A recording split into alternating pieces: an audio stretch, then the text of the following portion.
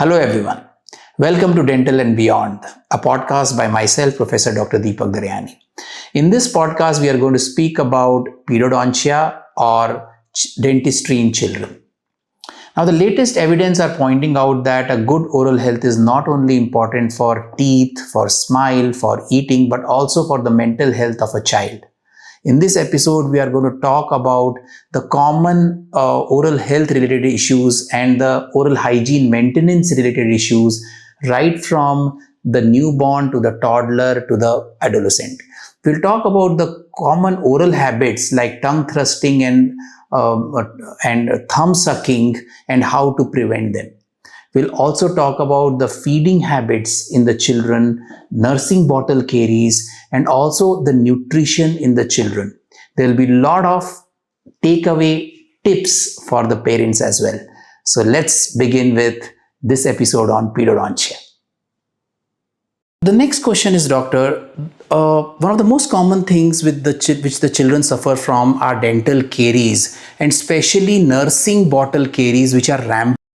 So problem what is happening once the tooth is erupted already inside the mouth, and still if the feeding is getting continued, and especially this generation and this era is now more of towards the bottle feeding, and the bottle is inside the child's mouth and child is feeding with the bottle. Very educated otherwise parents, they are not educated about how to feed a child, leading to very good quality parents, kids suffering from these kind of rampant caries. How to educate a parent? We have to encourage them to eat food without the screen time, first thing. Okay. Because screen time is causing a lot of problem, not just in dental caries, also for their brain development, mental development, their social skills, everything.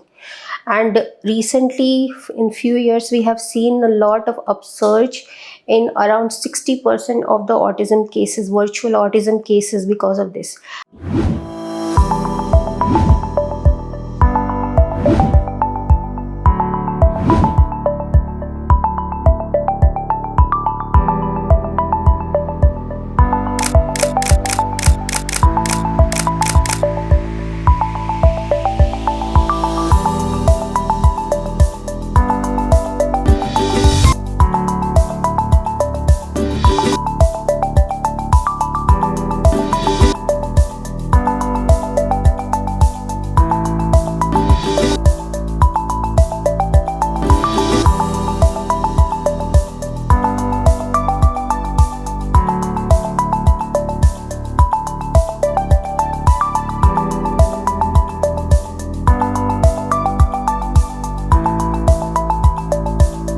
Hello everyone, I am Dr. Deepak Daryani, and this podcast is brought to you by the team of HSR Dental Clinic and Implant Center.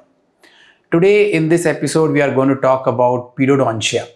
Now, periodontia is that branch of dentistry which deals exclusively with children up to the age of 12 to 14 years. Now, the patient group of up to 12 years has got their own different set of dental issues like delayed eruptions, increased dental caries, habits which children have, and malocclusion and all that. To talk about this and more, and to tell you about the latest current evidence-based periodontic information, we have with us Dr. Priyanka Shaw. She's a periodontist and is associated with our clinic from past few years. And without further ado, I would like to welcome Dr. Priyanka. And let's start the conversation, Dr. Priyanka. Please tell us about yourself. How did you come to Bangalore, and why periodontia? So first of all, thank you so much for inviting me here. I hail from West Bengal. I did my undergraduate and postgraduate both here in Karnataka. And from where you did your master's from? I did my master's from Bagalkot, PMNM Dental College, and I did my undergraduate from Dharwad SDM Dental. And in Bangalore, I'm practicing since past 6 years. And it has been like very great pleasure and a great experience working with you as well. And every day we have been treating all sort of patients, from the newborn babies till the kids who are in preteens and teens, and they have all sort of different type of dental problems. And it has been a great learning process also, and a very good giving back to the society and community also, and learning from the children, and also teaching them also values, and how to take care of their dental health, overall health, their diet, everything, their behavior management all together in this field. So it's very rewarding, and also sometimes taxing also when the patients are very uncooperative and they don't want to listen to you. So it does takes lots of patience and time, but obviously it's fruitful. Absolutely, doctor. Talking about taxing, it is very taxing to treat pediatric cases. I have tried my hands at it, and it's really difficult. It's really an art to manage the kids. The next question is, doctor, one of the most common things with which the children suffer from are dental caries, and especially nursing bottle caries, which are rampant form of caries seen in the newborns, or in the early childhood period. So please talk about this nursing bottle caries, because it is caused due to the improper feeding habits. How a parent should be informed about this kind of condition? What a parent can do to prevent these nursing bottle or rampant caries? It starts in the children when they are very young, doc. What happens? The mothers, they're feeding their babies, and kids, they tend to have great attachment with mothers, and they want to be fed during at night time also. So problem what is happening, once the tooth is erupted already inside the mouth, and still if the feeding is getting continued, and especially this generation and this era is now more of towards the bottle feeding, and the bottle is inside the child's mouth, and child is feeding with the bottle, and they sleep like that only. Milk is drooling from one corner of the mouth whole night, like milk is there in the mouth. So over the night, milk is lactose, and it ferments and causes lactic acid. So the second tooth is erupted, barely the kid is having 2-3 teeth in the mouth, and it is already in presence of lactic acid. It is weakening, calcium phosphorus is leaching out through the tooth, and it is becoming like weak and weak. Enamel is becoming weak, and it is becoming very fragile and amorphous. So with due time, what happens, all the teeth are already very weak, and when the child starts solids or starts eating normal carbs, solids, and other things, chocolates and all, so that time cavity progresses very, very fast, because the tooth is already become weak when the child was having been breastfed or bottle fed. So the problem main is that when night time, saliva flow is also very less, mouth is already little bit dried up, and in that way already pH of the mouth, oral cavity, is already very much less, and in that way already when milk is being fed, and over the night, whole night milk is there in the mouth, then it causes more and more problem. It's just aggravated little more. So if the mother or somebody who's bottle feeding also, if they can feed the child, and immediately they take one gauze piece or clean cloth just to clean up the mouth and remove the bottle once it is done, or once when the teeth has come out, you need to wean off the child. The bottle should be wean off. What is Because the ideal time you suggest that a mother should feed the baby and start weaning off? What is there anything? once the tooth is erupted, weaning off should start, especially at the night time, because night time breastfeeding and milk feeding is the main causative problem for the early childhood caries. So in that way, what they can do, they can keep it clean, and in the milk itself, if they are doing with the bottle, they have to start putting little bit of water. So in that way, You mean to say that they should start adding Diluting the milk? little bit, Okay. yes, because Okay. obviously the tooth is erupting after 6 months, the child is having little bit of water, and slowly you can wean off the child from the milk at one point, or you can introduce some pacifier, because it is more about gratification. Most of the time kids are not that much hungry, they just want it. Doctor, speaking about pacifiers, once you start giving pacifiers to the kids, they get used to it. And then it's very difficult for them to get out of pacifiers. Is that a problem? What is your suggestion regarding that? Pacifier is also an issue, but you need to wean off that also. It's a thing that with the time bound, weaning New off should be habits has done. to be Yes. formed.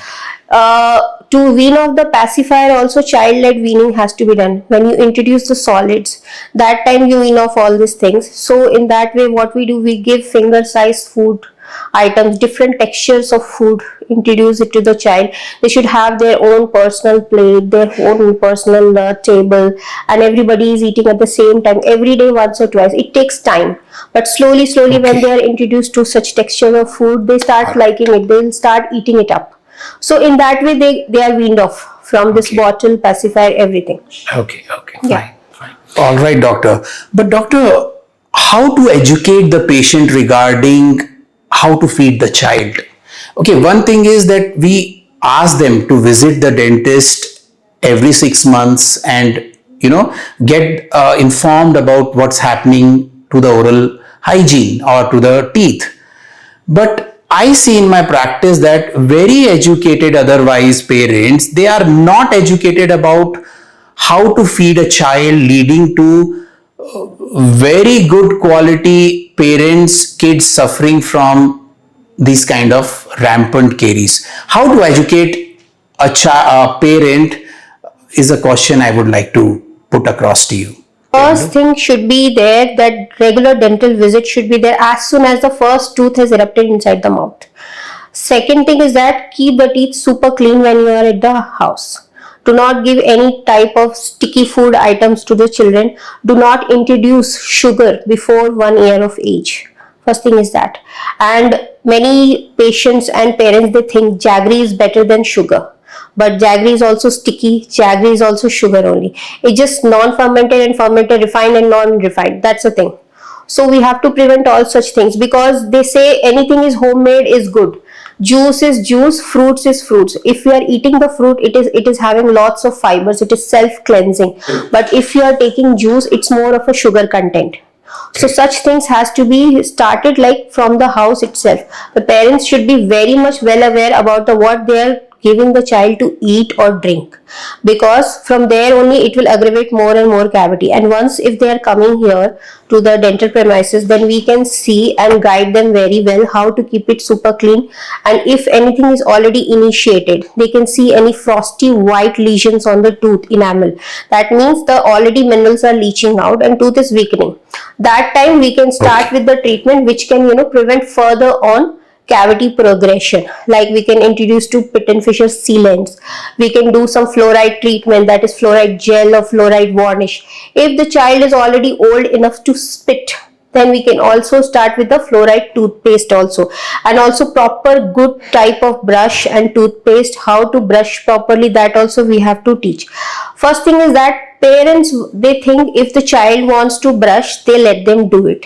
But the problem is that the dexterity, the hand motor skills are not properly developed, that much refined as an adult in children till the age of 10.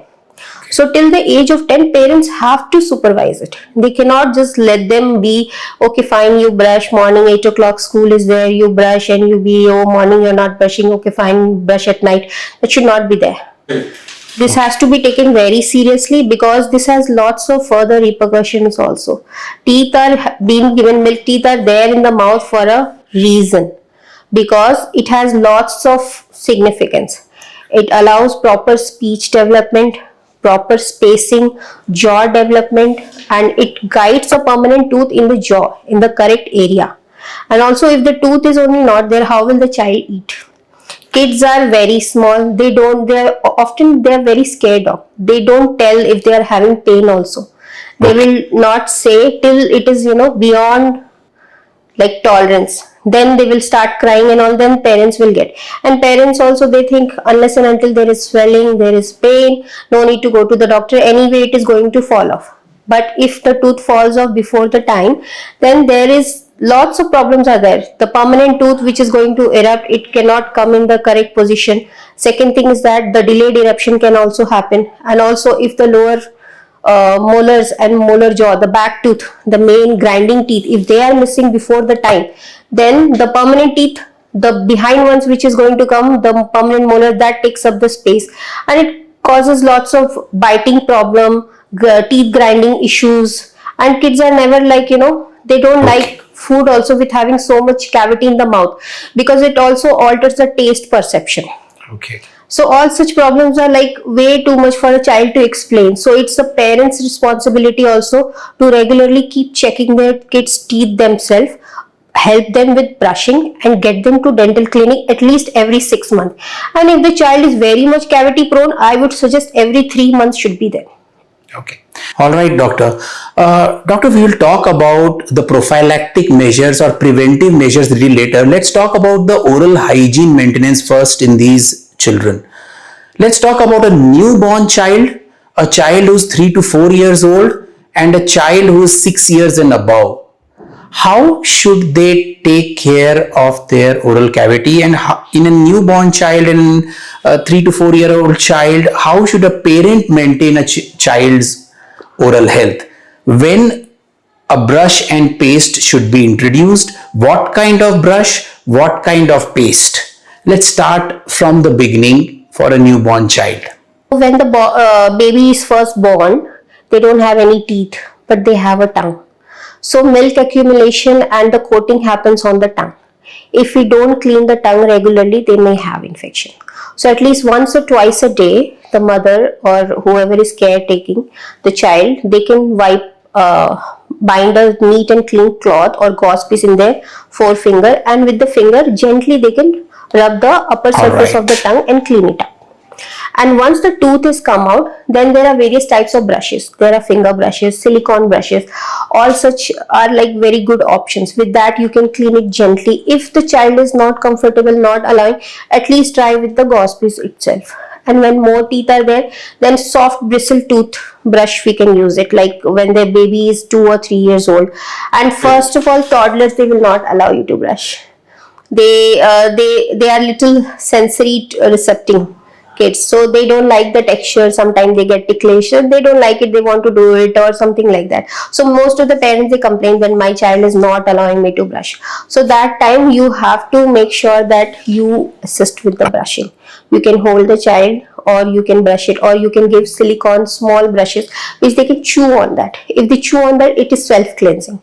And also there are various type of foods. If we focus on giving the wholesome of fruits rather than giving juice, it is already self-cleansing. So such type of options are much better. And if we are using toothpaste, it should not be containing fluoride for such young children, because they cannot spit, they may swallow it. And swallowing the fluoride in the blood system, it may affect the bone or permanent dentition. So once the child is like ready to spit, we can introduce with the fluoride toothpaste. That time the fluoride content of the toothpaste will go and combine with the enamel of the new coming tooth. And as we know, it is made up of hydroxyapatite crystals, so it changes to fluoroapatite, and that is much more resistant towards any kind of acidic food or sticky food item the kid is having. So the cavity tendency, the number of cavity regresses with this. Oral hygiene is a must. We cannot give a scape that they cannot brush or they can't brush. They have to brush. And if the cavity is in the beginning phase, like it is just frosty white, then we have something like ACP, CPP containing tooth mousse, GC tooth mousse, such things, or fluoride containing toothpaste. All these will cause the remineralization of the enamel. So in that way, cavity, if it is going to go worse, it can get reversed and make the tooth much stronger and better. But if the child is having small cavities already, then we have to make sure that what are the habits of the children.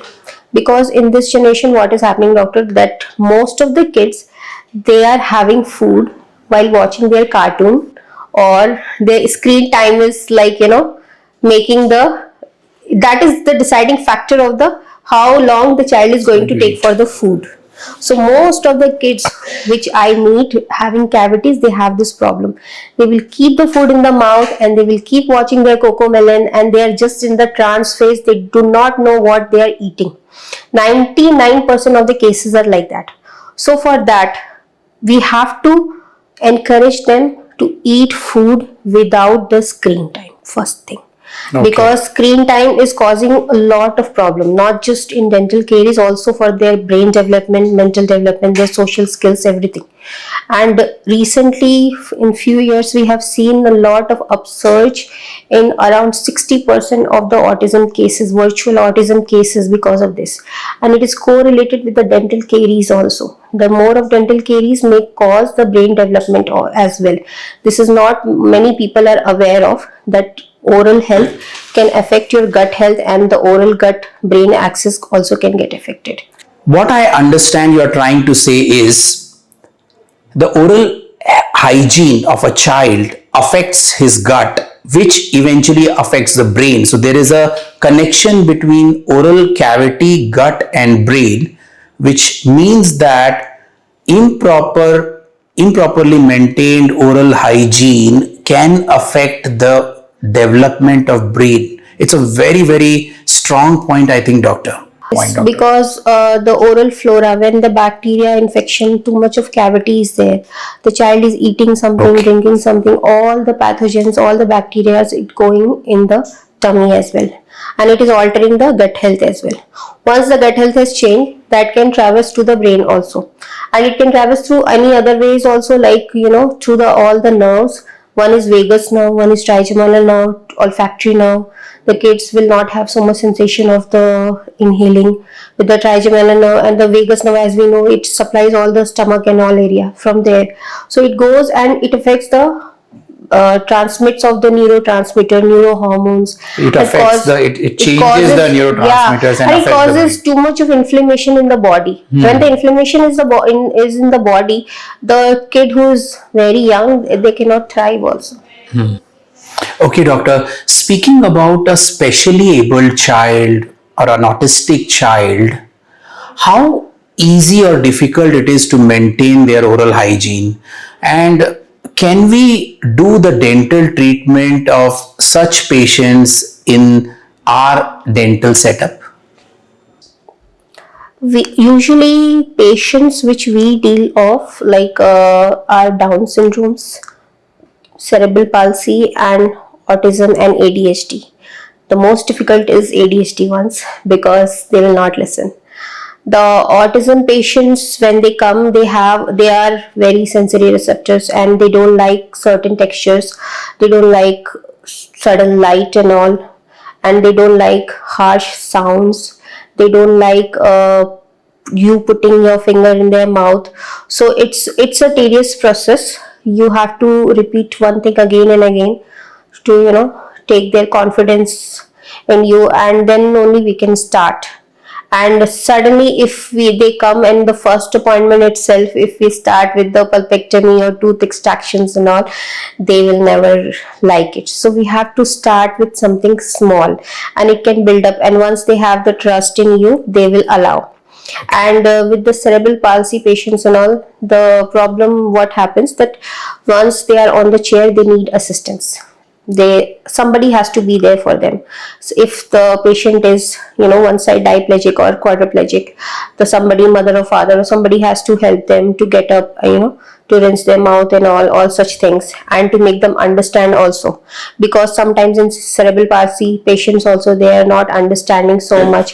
If their IQ is very good, then they can understand, or they may react in a different way if they are having epileptic attack on the dental chair. So we have to be prepared of that. They might accidentally bite us also. So we have to be very well prepared for such kids.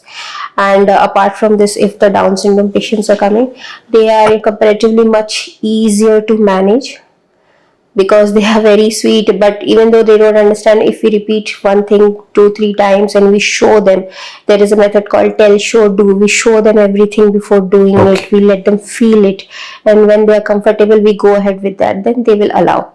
And most of the time, what happens when it is not at all manageable, like ADHD patients and all, if it is continuously like they can't tolerate it at all, then we can do under sedation method.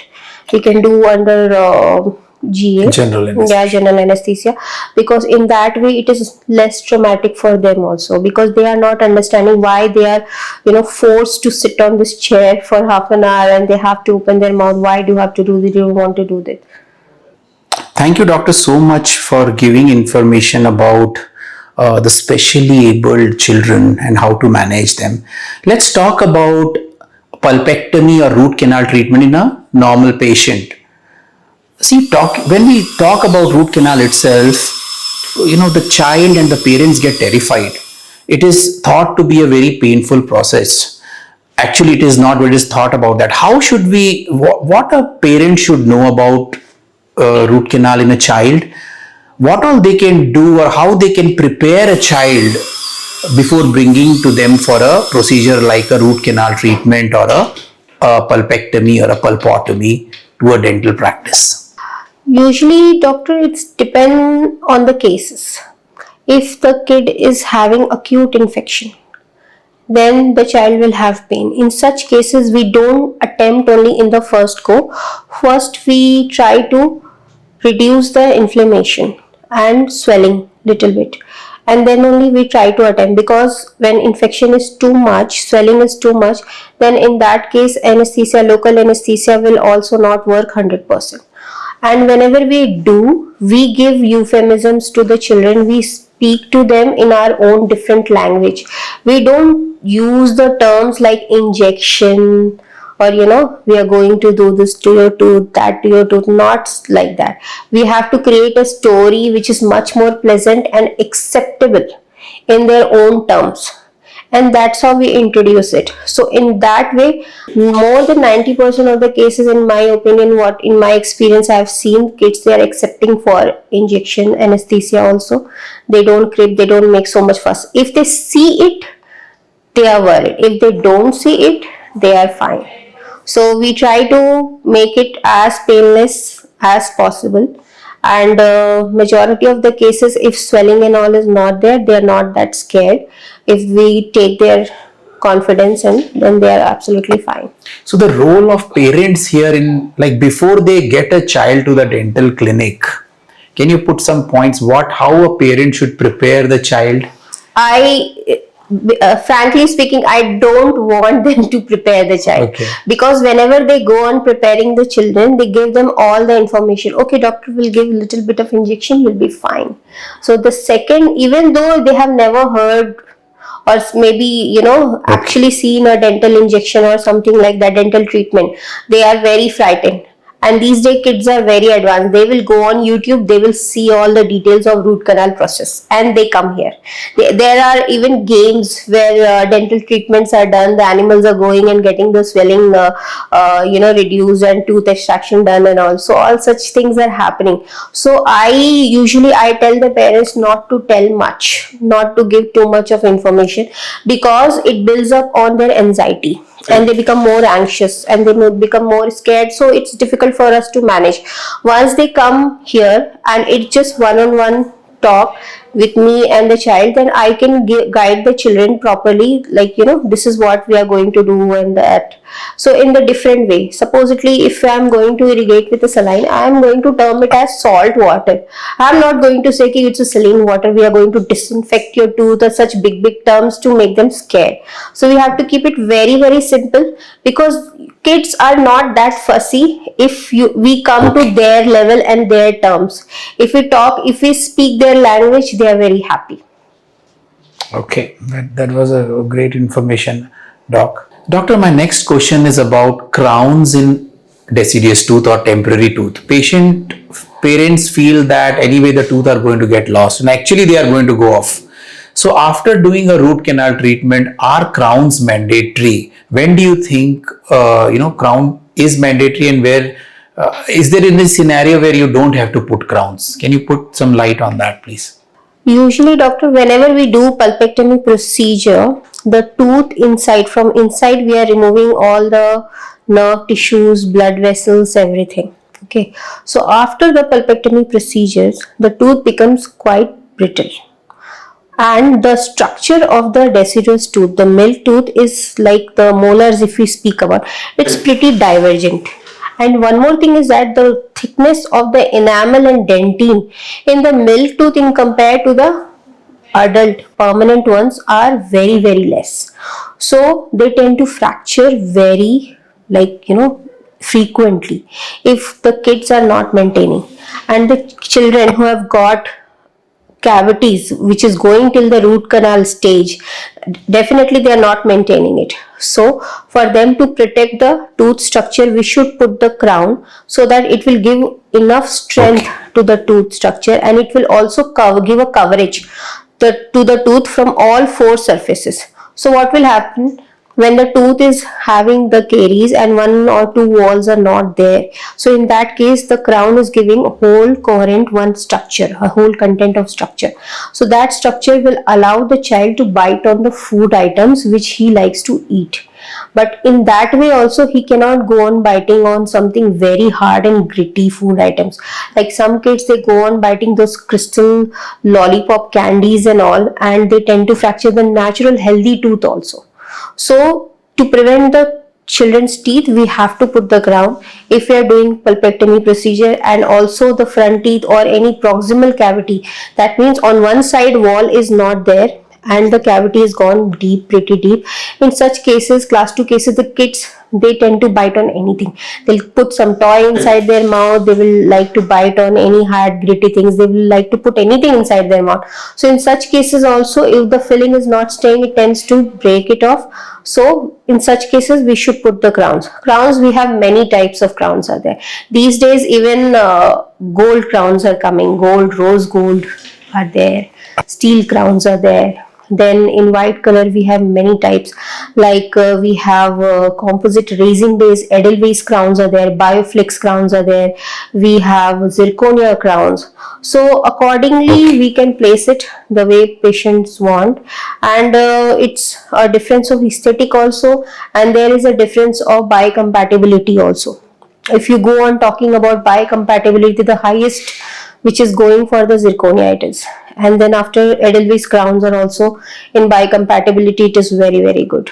And in case of steel crowns, when we speak about, as we know it, there is nickel. So recent studies, they have shown the nickel in the braces and also the crowns and all, what it does, with due time it gives allergy problem to the children. So if it is for the long term, so we should go for the more biocompatible crowns. But the problem is that we have to see how cooperative is the child also, because in case of zirconia crowns, the cutting is more and there is bleeding, and we'll have to give anesthesia also sometimes. So in such cases, we have to choose wisely. How is the child, what is my patient going to accept willingly, and what will benefit the children? Accordingly, we decide with the parents and then we provide it. Correct.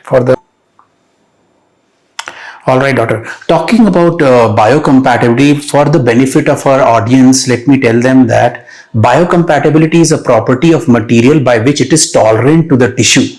So more biocompatible a material is, more well tolerated it is by a human body. So we know that there are various materials which we can use for making a crown. So zirconias are the most biocompatible material as compared to metal or metal fused ceramic crown. Coming to the next question, doctor, about tongue tie. The tongue tie, we know, is an extra attachment to the tongue because of which a child is not able to move his tongue freely, and it may affect his speech as well. So when a tongue tie is diagnosed, when should we go about doing that surgical procedure and releasing the tongue tie? What is the right age? Can you put some light on that, please? So what happens in tongue tie cases, there is a frenum underneath the tongue which is adjoining with the floor of the mouth. Yeah. So when the baby is born, usually it is reduced or tongue is loosened up, but in some cases it is not released yet. So in such cases, what happens, baby is not able to latch on mother's breast and they are not able to feed the milk. Many cases, kids, they adapt it, and even though they have the tongue tie, they can do it, but most of the cases they are not able to do it. And when the child is not able to drink milk only, how will they thrive, how will they survive?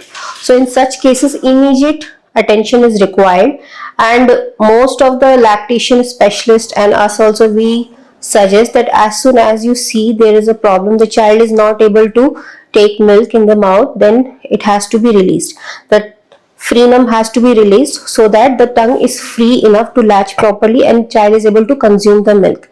Then only child can freely drink the milk. Or else what happens if we leave it like that, not just with the swallowing the milk and all, the speech is also Okay. affected, because tongue is not free to speak many words like such words. The tongue is not going to touch the palate, tongue is not going to come forward. So how will the child speak? So their speech is affected in a vague way. Apart from this, there is something called lip tie also. The lip frenum is also, sometimes it is very thick and very fibrous, so lip is also not released. In that case also, now it causes the gaps between the teeth, and also that also hinders with the breastfeeding. So in such cases, it requires immediate attention. Going to the next question, doctor, about habits in the children. We see a lot of parafunctional or deleterious habits in the kids, like thumb sucking, tongue thrusting, whatnot. Can you discuss these habits, how common they are, what a child can suffer from if not treated at the right time, and how will a parent come to know about it that the patient has or the child has abnormal habits? There are various kinds of habits, doc. Majority of the kids, when they are having any such kind of habits when they are very young, like a child who is under 3, if the kid is sucking thumb, it is not having that much deleterious effect on the dentition or the mouth or the oral development.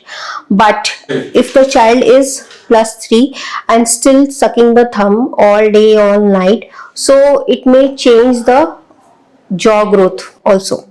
So what it does, when the kid is putting the thumb against the palate or putting any finger inside the mouth, it may cause the forwarding of the upper teeth, okay, and the lower front teeth may go little inside. And then also the child, when they put the finger inside or thumb inside the mouth, they try to suck it, so the cheek muscles, it goes inside and it constricts the upper arch, it makes it V shape. Usually it is supposed to be horseshoe U shape, and in that way the balance between the tongue muscles and the cheek muscles are not counteracted. So once it is going, tongue is going down, cheek is coming inside, the whole jaw is like crashed up, and with that bite changes, and also the facial configuration, everything changes, and that gives more of other complications. Kids may have lesser amount of space inside their oral cavity, less space may lead to oral mouth breathing also, and many types of malalignment of the teeth, which can be corrected up to certain extent once the damage has already happened. So why not prevent it beforehand? Give an appliance which will prevent the habit. And other habits are also like that, like lip biting is there, then nail biting is there, tongue thrusting is there. That all can be corrected with certain kind of habit breaking appliances at a proper time before it does the damage beyond repair. Speaking about the damage, it reminds me of, can we do something to prevent malocclusion or malaligned teeth in future? What I want to ask is, can we do certain intervention early in the life of a child so that we can prevent a full-blown orthodontic treatment in future? First thing has to be done is habit correction, and after that, if it is required, we can go for myofunctional appliances.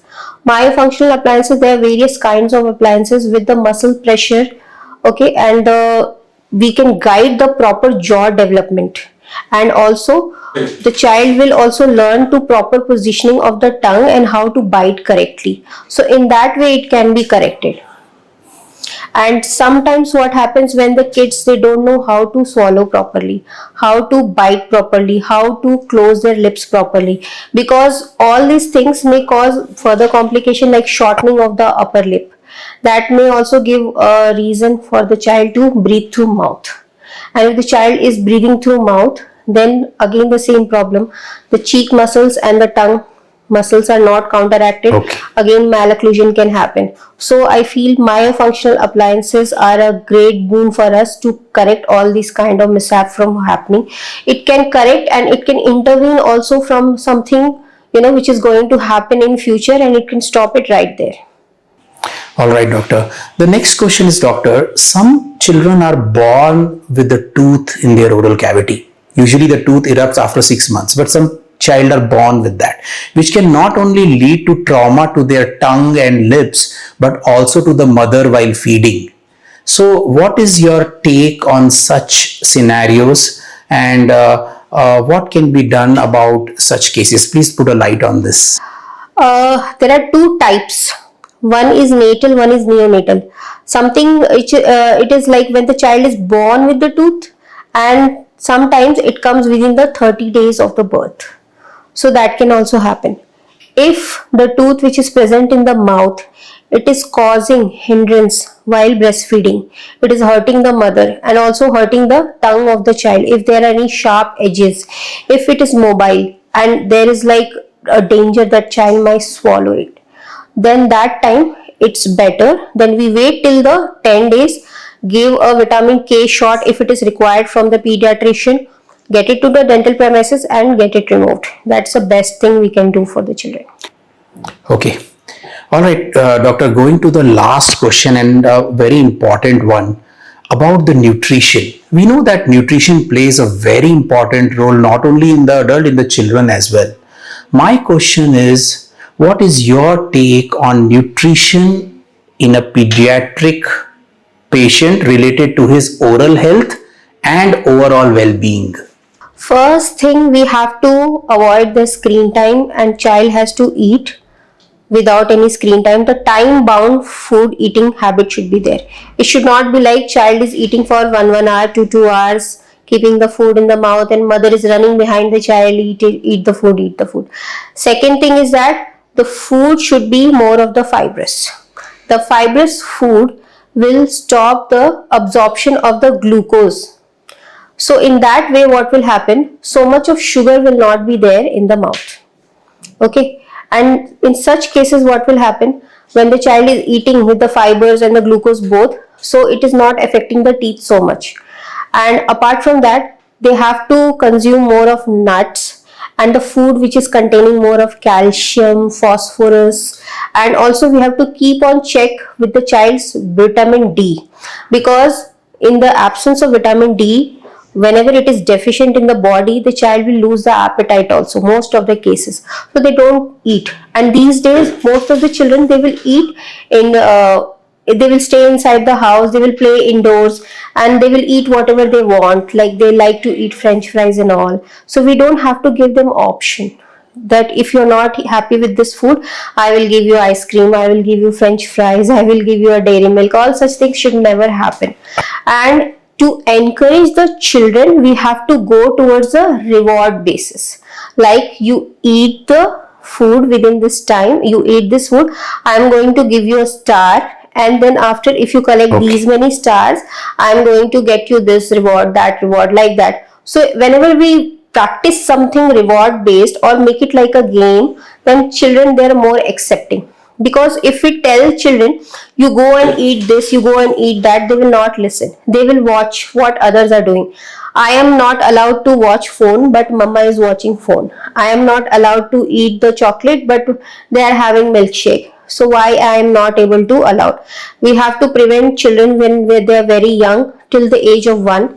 No sugar should be there. Even after, when the sugar is introduced, it should be homemade, and we should try to replace the normal sugar with more of dates or something else which will not spike their glucose so much, and more of fibrous food should be there. And in food also, there are certain types of nuts which may prevent the cavity progression. Most of the nuts like cashews and peanuts, and fibrous foods like carrots, mangoes and all such fibrous food will help a lot, because when the child is consuming juice, then it's more of the sugar based. When they are having wholesome of the fruit, the fiber in the fruit itself is self cleansing. They don't have to worry that the food will get stuck and it will cause any problem, and the pH of the mouth also is maintained. So that's how we have to manage. With this, we come to end of this session of Dental Podcast with Professor Dr. Deepak Daryani. I hope you liked it. I learned a lot today from Dr. Priyanka. I hope that the young parents also learned some very insightful points about the common dental problems which a child can, go through. Our effort in this podcast is to bring the current updated evidence-based knowledge which can help general public to take a more informed decisions. If you have any doubt, please contact us. Our contact is mentioned in this screen. Our front desk will help you with your queries. You'll be put across one of the specialists, and we will try to answer all your questions. Also, it's very important that you see and give us your feedback so that we can improve. Please tell us, how did you like it? If you didn't like something, what was that? How can we make it more simple? Was it too technical? Was it something which you couldn't understand? And what we can do to make this podcast even better. We are looking forward to hearing from you. Thank you all so much for listening. We hope to solve all your queries when you ask them. Thank you all so much. Namaskar.